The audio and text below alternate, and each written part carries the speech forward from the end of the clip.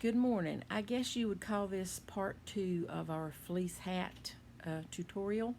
I wanted to show you how to make the one with the little brim. And I showed you this one in the last tutorial, but I didn't go into great detail about how to do this part. So, we had I showed you how to cut out the fleece hat in the first video. So go back and look at that. I tell you where to get the pattern and everything. So go back, and this is one of those that's cut out of that pattern like I showed you on the first video. This one is the same pattern, but see, it's cut 3 inches longer. And that's all there is to it. Just cut it 3 inches longer on the bottom. Now, when you go to turn this one under, after you've sewn the hat together, and you go to turn it under, you're going to turn under not just that little 3/4 to an inch like we did on the first hat. You're going to turn under 3 inches. So let me show you how to do that. I take the hat and measure 3 inches on the seam. So right there is 3 inches on that seam. And I'm going to turn it under there. Now I turn under the first seam, and then I go around to the second seam and turn it under. This is what helps keep your hat straight while you're stitching it. So there's 3 inches on that side. I'm going to put a clip on that. Then you go back in between your two seams and you pin in the middle. And that's going to help keep it straight. I'll just put a pin in that other one. Alright, so now we've got 3 inches turned up. Now, here's what makes the little cuff or the brim. You take that before you ever sew it and you turn it back up on itself about 2 inches. Take that out and pin it. Go to the other seam, turn it up 2 inches on itself and clip it. Then go in between where you pinned it, turn that up 2 inches,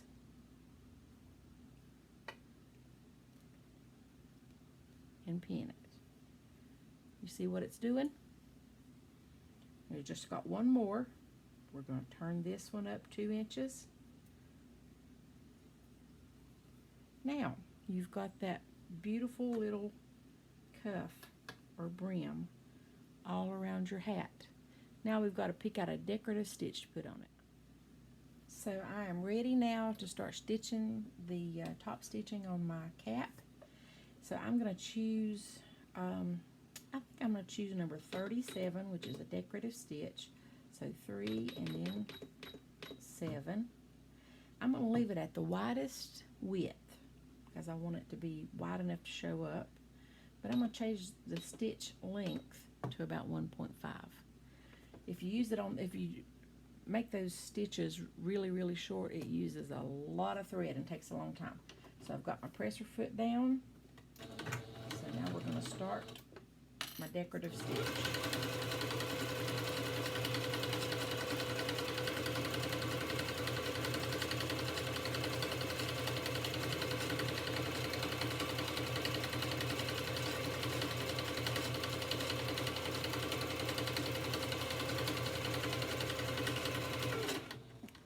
Well, I'm back and I've got my hat stitched, and this was number 37 on my stitch guide. Look how pretty that is. But I had a hard decision. I couldn't decide if I wanted to do the dark stitching around this cap so that it would be non-conspicuous, or if I wanted the stitching to really show. So I did both. I did this one with a black thread, and then I went back and did this one with a white thread so that it would show up. Look how beautiful that is. That stitch is number, let's see, number 30 on my machine, but you'll just have to see what kind of stitches you have. But look how beautiful that is.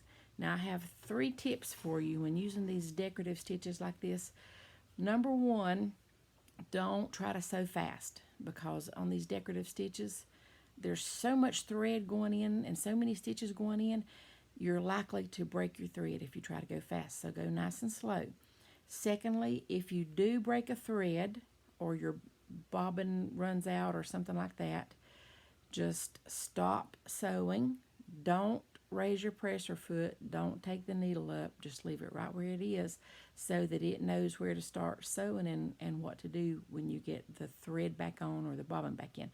Go ahead and replace the thread if you need to. Replace the bobbin and then just start sewing again. Now make sure your foot is off the pedal all the time that you are threading your machine or replacing the bobbin. You don't want to start sewing inadvertently and mess it up. And don't turn your machine off. Just take your foot off the pedal and leave it on. Don't turn it off, because if you turn the machine off, it's going to reset everything and you'll have to go back and set your stitch again, and it's not going to start where it's supposed to, where it left off. Number 3, and this one is for seasoned seamstresses and for new beginners. If you've been sewing a long time, you already know this. When things start going bad, you start breaking thread over and over, or something happens to your machine, unless you've got to have that project finished that day, just stop. Just leave it alone for a while and then go back to it later. You'd be surprised how things will just start going right again. And I don't want you to get frustrated and just give up. So this is a nice, easy project. This is a great project for kids. If you're looking for something to do with your kids while they're home and while they're doing schooling at home, some kind of activity, something to teach them, help them to make a hat. And this doesn't just have to be for girls. Boys can do this too. I have grandsons and they help me sew, help me make masks.